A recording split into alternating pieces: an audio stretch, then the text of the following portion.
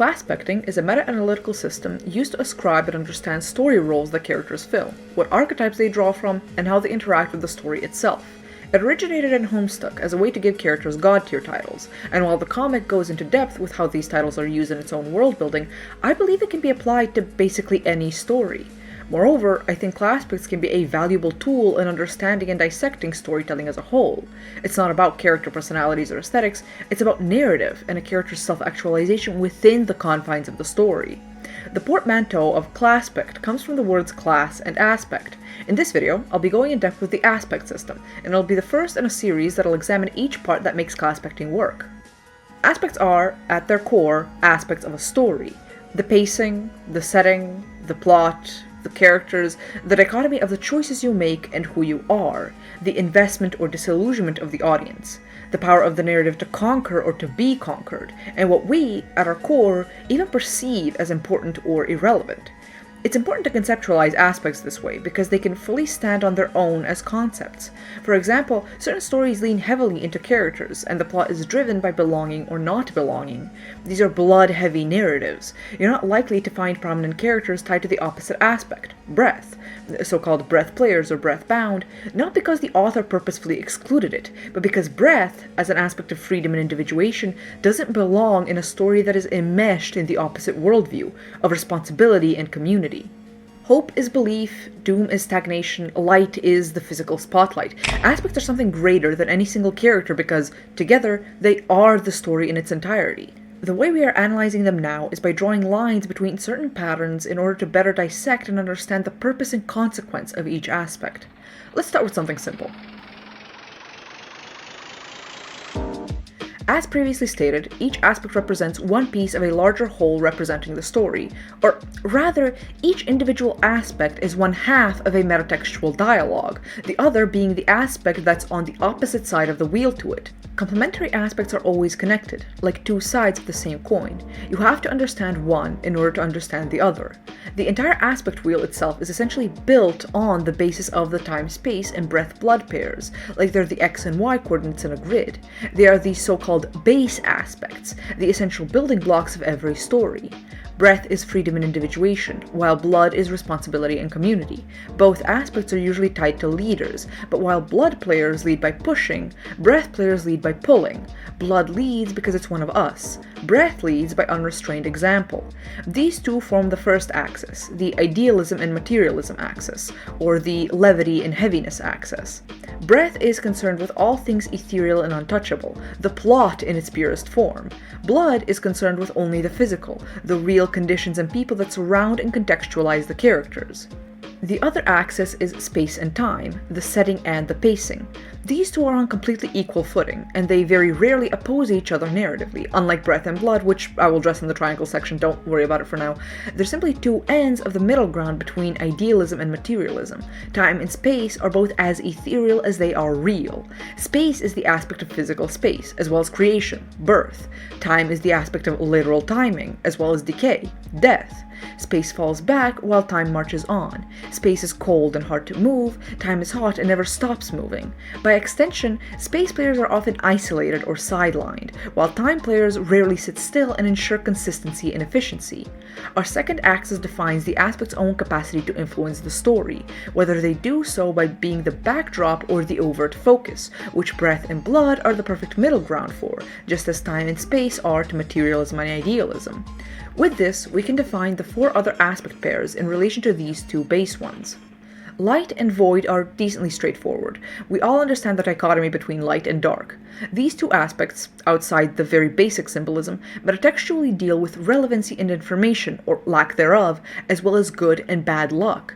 Prometheus and the fire of knowledge is what the aspect of light is. It's information and focus in the purest sense, and therefore relevancy in the story, while void is secretive and unknown. It's the shadow that hides the crew behind the stage, and where all the things irrelevant to the story dwell. The mysteries left unsolved, the consequences left without proper triggers. Light can be blinding just as much as void can be freeing, and light can be a gift just as much as void can be a curse. Life and doom are aspects of begetting, or having and healing, or not having and not healing. Life is expansion through consumption, not to be confused with expansion for the sake of itself, which we will get to in a sec, or creation, which is space, while doom is contraction through stagnation. Life is growth, doom is the ultimate death. Time is the death of the tarot card, slow and transformative, while doom is the ordinary death, quiet and suffocating and tragic. Life is often tied to wealth and prosperity, while doom is often tied to starvation and poverty. Life is the conqueror, doom is the conquered. Life is the characters overcoming the obstacles of the story, doom is the characters being defeated by the obstacles of the story. Hope and rage are, similarly, expansive and contracting, the arguable extremes of that dichotomy in fact, but they're more concerned with lies.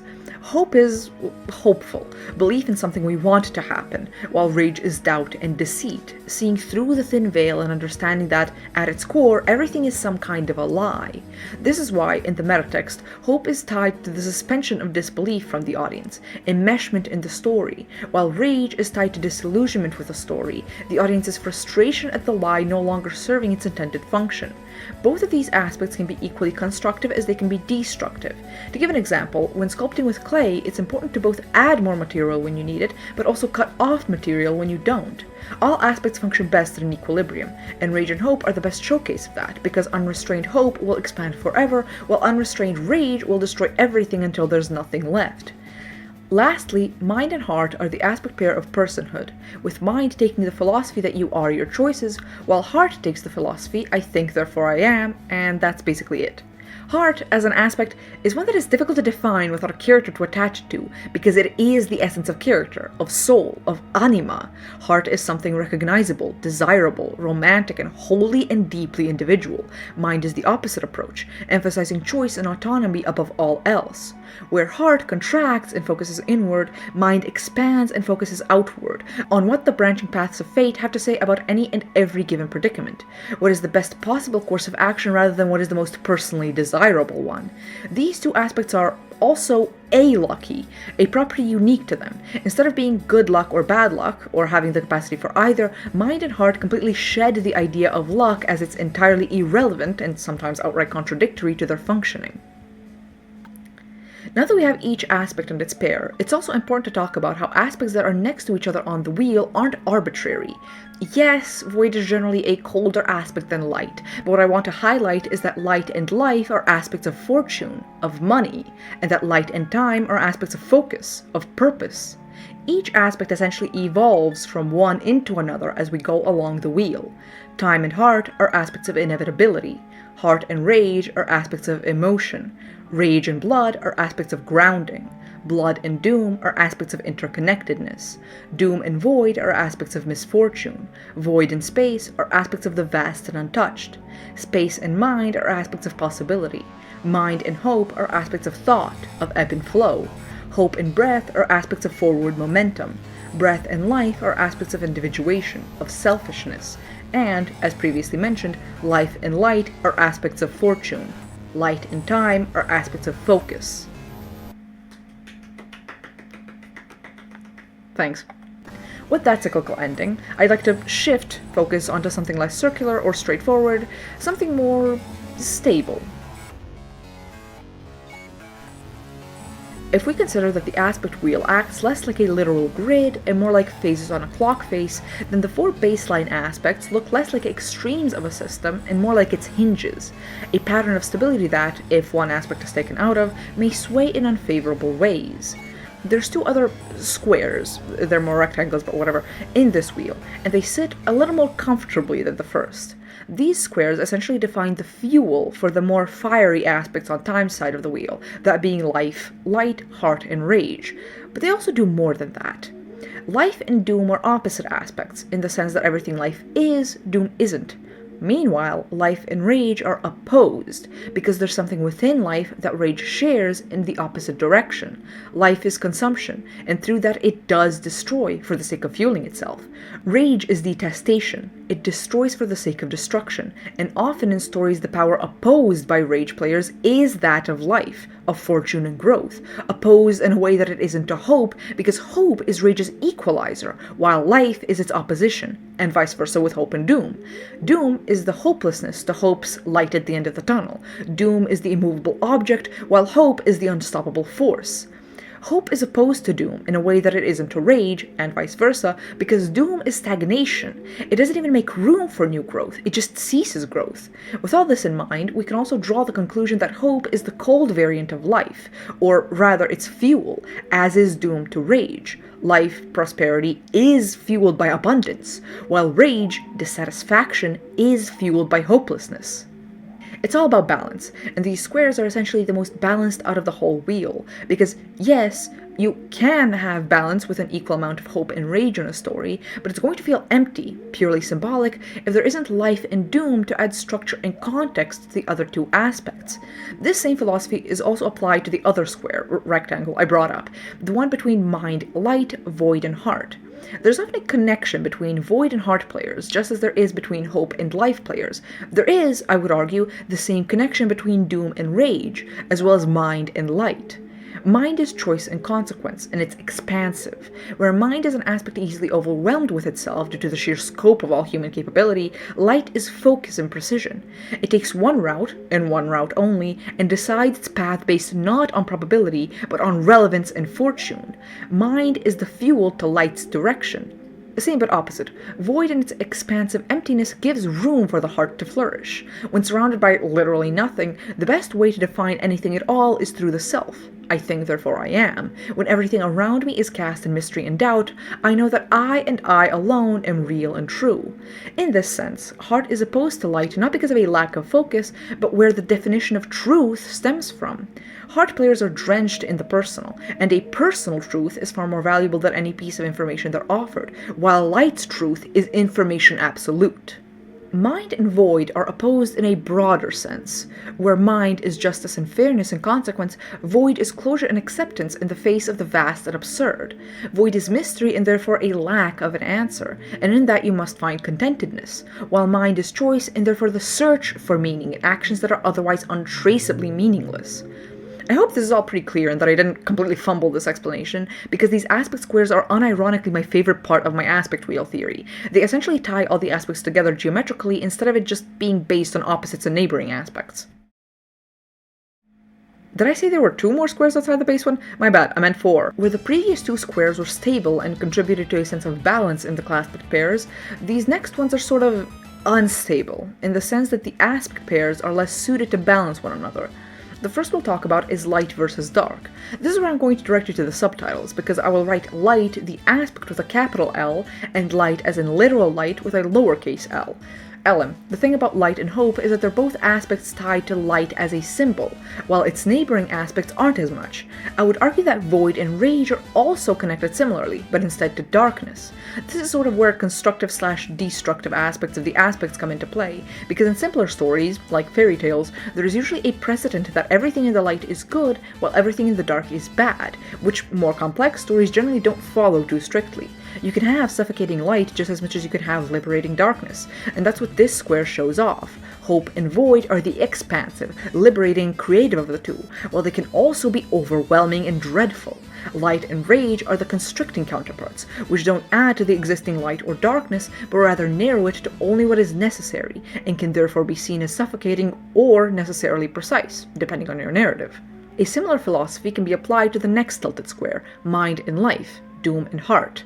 These are aspects that deal with necessity, or rather lack of necessity, and the more quandaries around human suffering. Life says you won't suffer if you're on top, while doom says you have to suffer for the greater good. One is selfish and denies necessity, while the other is selfless and confirms necessity. Meanwhile, mind says you won't suffer if you do the right thing, while heart says if you're going to suffer, suffer for who and what you love. One is selfless and denies necessity, while the other is selfish and confirms necessity. When faced with inevitability, life and mind make promises because they're idealistic aspects, while heart and doom try to explain their suffering without moralizing their quote-unquote bad deeds, whether those bad deeds be a lack of power to conquer or a lack of care for the greater good. You might have noticed I've wholly neglected to mention the 4 base aspects in all of this. Not only is their square more like an axis, but they're also aspects that play off of each other very distantly. You could say that space is the fuel for time, or breadth is the fuel for time, I don't know. It strikes me as slightly counterintuitive because the system of the other squares functioned on the basis that these 4 set with their unique properties, and not just making shit up based on funny shapes. This next part I'm about to explain really sounds like I'm making shit up, but stick with me, I promise it'll make sense, at least a little bit. This time it's triangles. Space and time, as aspects, are opposites but unopposed. Unlike breath and blood, there's no tension in making sure these aspects can coexist and create a necessary balance. The real source of instability for them, though, are nemesis aspects, something unique to time and space specifically. And rage and hope. See, time may be decay, but it's a slow decay. It's not destruction like rage, and it's not stagnation like doom. Time is the slow descent back into the earth, but hope are the wings that perpetually expand in spite of the rot. Hope and time are nemesis aspects, in the sense that hope is the only thing that is a real threat to time, and time is the only thing that's a real threat to hope.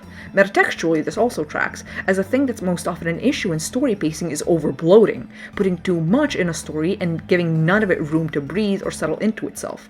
Story bloat is the quintessential time-hope clash, and honestly, Homestuck is a terrifyingly good example of that. Similarly, the only real threat to space is rage. A bud can't thrive when you're constantly snipping at its leaves, worse yet you might cut off the bud itself without much thinking. Space is creation for the sake of itself, and though destruction is a form of creation too, what rage exhibits when contrasted to space is destruction for the sake of destruction, doubt that seeks to deconstruct instead of construct, because rage sees no end goal with space.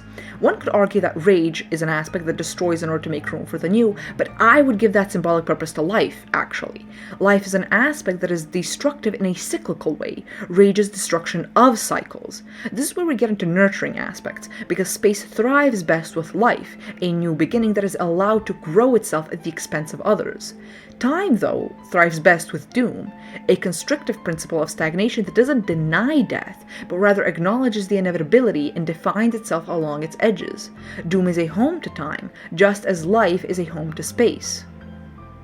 Beautiful. Thank you. In the way rage opposed life and doom opposed hope, they oppose each other for the larger purpose of feeding into or fighting against the inevitable and the new. For all you Homestucks in the audience, this is the Lord English and Hope players conflict, as well as the Kanaya versus Gamzee plot extended into Calliope and Gamzee, what it symbolically meant for the muse of the new to be shackled to a repeated story without being able to make anything new of it herself, because of her inevitable death at the hands of her brother. Anyway, this one is more out there and kind of vibes-based, but I'm still pretty certain of it because I'm an overconfident jackass. I already mentioned how breath and blood are their own opposition and their own opposites, but as base aspects they have triangles of their own. Blood is easily understood as the byproduct of mind and light, choice, duty, and chance dictating the material reality that blood is so deeply tied to. Blood is discerning and tied to morality just as much as mind and light are, and in this way blood can be defined as the material byproduct of light and mind combined, the application of these principles, or rather philosophies. Breath, meanwhile, has its ties in void and heart, expansion that is pointed in one concrete direction based on something intrinsic, something innate and personal. Breath doesn't necessarily demand focus or spotlight the way light does, nor is it concerned with every possible choice like mind is. It takes the philosophies of void and heart and applies them to the immaterial. Breath can be defined as the idealistic byproduct of void and heart combined, the base principle on which storytelling as a whole is built. I've watched Optimistic Duelist's video on the aspects, and I've also read O Pacifica's Classpect analyses, and while they both influenced this reading of mine to varying degrees, this entire theory I made around aspects is based purely on this image. This one, dubious Ikonon image that's part of a promotional campaign for a game I don't even like that much, that's attached to a quiz that's wrong 80% of the time, that image. If you dislike the aspect wheel, I can only assume you absolutely despise a theory that's wholly based on it, and I can't even blame you. My own conviction and belief in this aspect system I've made is based on how neat it is, as well as my practice with it. I've used this interconnected aspect system to analyze connections in stories I otherwise wouldn't have considered, like that between Doom players and Rage players, but I also understand how people could see that as confirmation bias. There's potential issues in this system, I won't hide from that, starting with the fact that you can just put any shape into the aspect wheel and look for meaning in it. Humans are notoriously pattern-seeking, so the fact I've found so many patterns and cool little connections between the aspects is just as likely to be a genuine way to analyze stories using the system, as it is to be a funny monkey brain moment for me where I've connected the dots but didn't actually connect shit. It has to be said, though, this theory isn't based just on haha funny lines go burr, but it was whittled down from that into something usable, based on patterns and notions I've seen both in Homestuck and in other stories. I have seen time and hope be repeatedly placed at odds despite everything, where mind has fueled light on accident, where rage has opposed life on purpose, etc. It isn't bulletproof, but it survived the extended scrutiny of my Bard of Rage sister, so I consider it at least sensible, if not applicable to analyzing classpect systems as a whole. I also want to give a brief but necessary shout out to said sister, who has, for years now, endured my incessant ramblings about aspects and was here to witness this theory at its inception, and has now accompanied it into a presentable state by proofreading the script, and also being here while I record.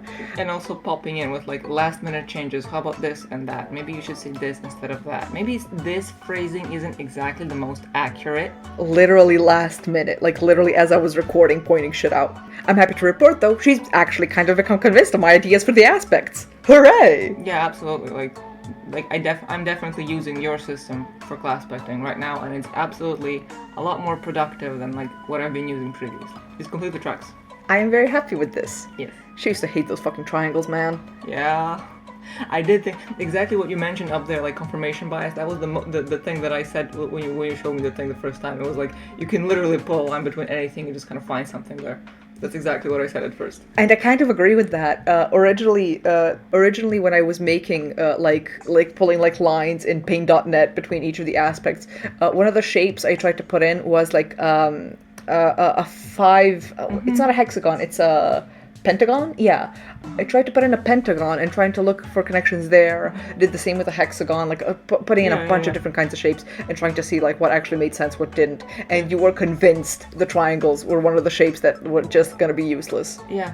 I remember. No, but these triangles are fine. I remember there was a lot more triangles, to be fair. There might have been. I definitely think there were, but like I said, like this. I forget. I forget as well. But this like it is right now. This is beautiful. Thank you. I love that I have someone gassing me up in my own video. No, but it's true. I requested to be here just to say yes. This tracks. This is this. I'm glad that my laughing is what piqued my mic. I'm gonna kill myself. Either way, I hope you got at least something useful out of this video. It took a long time to write on account of the fact that this entire idea around aspects is really hard to communicate, and also because I had a lot of other shit going on between making this theory and deciding to properly structure it into a video, and then a series. Next time, we'll be tackling the class system, and no, I will not be basing it off of whatever the hell official document this is a screenshot from. I am picky when it comes to what dubiously canon images I treat as gospel, alright? And I draw the line here. Well, okay, I drew several lines over there too, but...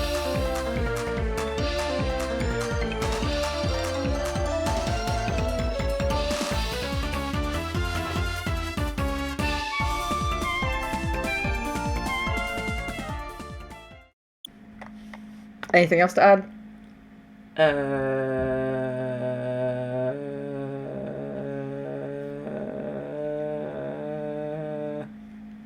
Yeah, you defeated the bard, meaning your thing is fine. I defeated the bard!